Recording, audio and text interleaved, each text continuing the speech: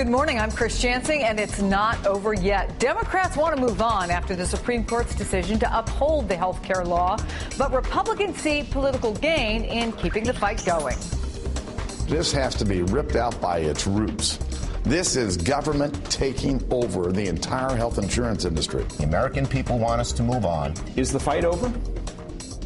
As far as we're concerned, the victory is there for the American people. It will be an issue, a big issue, in the fall election. In Congress, the House will vote yet again next week to repeal health care, and some Republican governors are vowing not to implement the law. Part of the message: the surest way to get rid of health care is to get rid of the president and elect Mitt Romney. Let me bring in Mother Jones Washington Bureau Chief and MSNBC political analyst David Korn. Hey, David, good morning. Good morning, Chris. So for Republicans, what's the political calculation here? Aren't they just preaching to the converted? Well, it is about getting their base riled up. And there's sort of a difference here now. You have this big split between the congressional Republicans and this guy named Mitt Romney, their likely candidate. You know, we just saw moments ago Eric Fernstrom on Chuck's show saying that there's, you know, this whole issue of Obamacare being a big tax isn't true. It's a, all right, it's a let penalty. me play that for you, David. I'm going to interrupt you right there because I want people to see this. Let's set it up again. Remember, this has been the Republican mantra since the health care decision was handed down on Thursday by the Supreme Court. They've been saying this is essentially a tax, Republican after Republican, but listen to what Eric Fernstrom had to say just minutes ago, literally.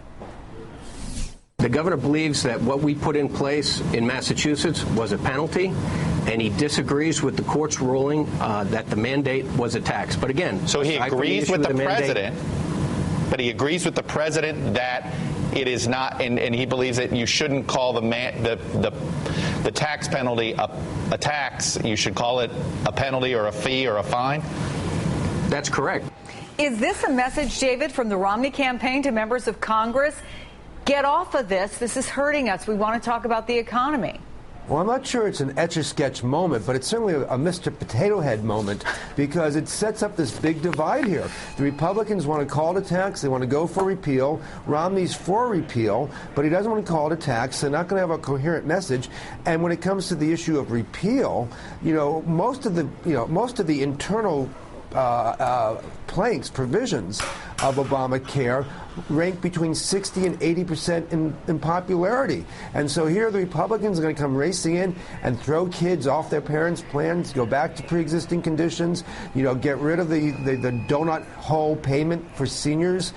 I think that Romney, I know he's for repeal, but I don't think he wants to campaign on getting rid of all those things. Yet it helps Republican congressional candidates get their base out and rile things up. So well, they have that's very the different interesting needs. point, isn't it? Let me bring in USA Today's Washington Bureau Chief Susan Page. Susan, what do you think is going on here to have Eric Fernstrom just a few minutes ago essentially saying, I side with the president on this one, and so does Mitt Romney? It shows the kind of difficulty they have because of the Massachusetts law that was once the signature achievement for Governor Romney, and now he doesn't want to talk about it. I think in the presidential race, we're going to have a situation where neither of the candidates is going to want to talk about health care for different reasons. We still find a majority of Americans in a USA Today Gallup poll we took last week say they think the law, they want all or part of the law repealed. That makes it tough for President Obama to talk about. And for Governor Romney, as David was saying, because the law has similarities to the federal law, it's tough for him too. So I think we'll have a policy of avoidance on both sides. I'm wondering, David, too, beyond the congressional races, we are certainly seeing this is being brought up as an issue in some of the Senate races. I'm thinking, right. Bob Kerrey in Nebraska. Heidi Heitkamp is also somebody for whom this could make a difference. And Republican governors as well, Bob McDonnell, Nikki Haley, Bobby Jindal, saying they will keep fighting by not implementing the law. Let me play that. Every governor's got two critical decisions to make. One is, do we set up these exchanges? And secondly, do we expand Medicaid? And no, in Louisiana, we're not doing either one of those things. Is it posturing? Or, tell me what is the problem here as you see it, David, going forward? Are we going to continue to see essentially many members of the Republican Party, from members of Congress to governors, essentially contradicting what their party's candidate has to say? Well, I think they will on the overall approach to health care. I think a lot of governors are talking tough now, and some will stick with their tough stand against, expanding Medicaid. But I think a lot will sort of fall off, particularly if Barack Obama wins re-election. You have Governor Martinez in New Mexico already saying that she isn't with the Republicans for repeal. And I do think in terms of the Senate races, Bob Kerrey and elsewhere, you're going to see this issue where the Republicans attack Obamacare as a big concept and say it's a government takeover of health care, which it isn't. That's a big lie on their part. And you have the Democrats saying, listen, do you want the Republicans to get rid of all these popular provisions that I mentioned a few moments ago? I think that's a fight that if the Democrats fight vigorously, they can either win or at least fight to a draw on. I don't think that's necessarily a win for Republican candidates. Let me bring in Utah Governor Gary Herbert, who is a Mitt Romney supporter. Governor, good morning. Good morning to you, Chris. What's your thought right now? Are you going to implement the president's health care law in your state? Well, we'll follow the law. The question of whether we'll expand the Medicaid portion, and that's under analysis right now. I know the allure of the federal money, but it still costs state taxpayers too, and it is all taxpayers' money, and I'm not sure we can afford as a nation this expanded cost of health care, and I'm concerned about me balancing my own budget here in the state. Well, if Congress passed it, the president signed it, now the Supreme Court has upheld it, and there is that federal money out there. We've heard, for example, Michigan's governor talking about how he's going to go with that because, in part, you've got the exchanges that help people shop, but you also have the enticement of federal dollars. What would really be the biggest downside that you see? Why would you really consider seriously not doing the Medicaid portion of it? Well, we already have an exchange. Again, one of the disappointments to me is not only is this a very divisive issue, and it's really divided the nation in an unprecedented way, but states have never been invited to the table to discuss the issue and give input as we created the Affordable Care Act. Utah has been involved in health care reform for a number of years. We have our own exchange. We've introduced, competitive opportunities for the consumer. We have a defined contribution rather than a defined benefit. We let people take the money and shop through the internet, through our exchange to find what's best for them. We also have in Utah right now, because of our efforts, the lowest cost health care in the nation and the highest quality, about fourth or fifth. So our ratio is good. We're doing good things in Utah. I don't want to end up throwing that out for a nationalized one-size-fits-all program, which I don't think really is going to work for everybody. Well, we did see that Mitt Romney had a very similar plan in Massachusetts when he was governor there. Here's what Senator Schumer had to say about that. Mitt Romney's in a total pickle here. He prescribed this. This was his bill. And Romney said, of course, now he wants to repeal the entire health care law, even though I'm sure you may have just heard in the earlier conversation there, Eric Fernstrom has sort of poo-pooed what has been a major Republican talking point, that this is a tax. He says it is not a tax. So let me ask you about those two things. First of all, do you think that this health care law constitutes a tax on the American people? Well, I think it constitutes a tax because that's what the Supreme Court says. I've always believed it was unconstitutional because it was sold to us as a Commerce Clause mandate, and that was where the authority was coming from. It was the Obama administration then flipped on themselves at the Supreme Court and says, oh, by the way, this could be a tax. And, of course, that's what the Supreme Court has decided. The constitutionality of it is because of the tax. But let me go back to what Senator Schumer said.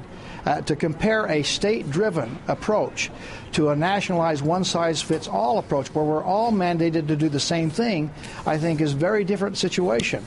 I believe in federalism. I believe in the laboratories of innovation that all 50 states create with their own unique circumstances and demographics. Let them find ways to solve the health care issue. We'll learn from the successes of Massachusetts. We'll learn from the failures of Massachusetts. We'll learn from Utah. We'll learn from each other, and we'll come up with solutions that will, I think, eventually give us the right approach to health care reform. Let me ask you, Governor, to take off your hat as someone who is running the state of Utah and put on your hat as a politician and ask for your political analysis. If this conversation continues into November, does it, as seems to be growing conventional wisdom, does it hurt Mitt Romney and help some Republicans in competitive races down the card? What do you think the practical impact is of this continuing conversation, especially if it becomes a focus of the presidential conversation?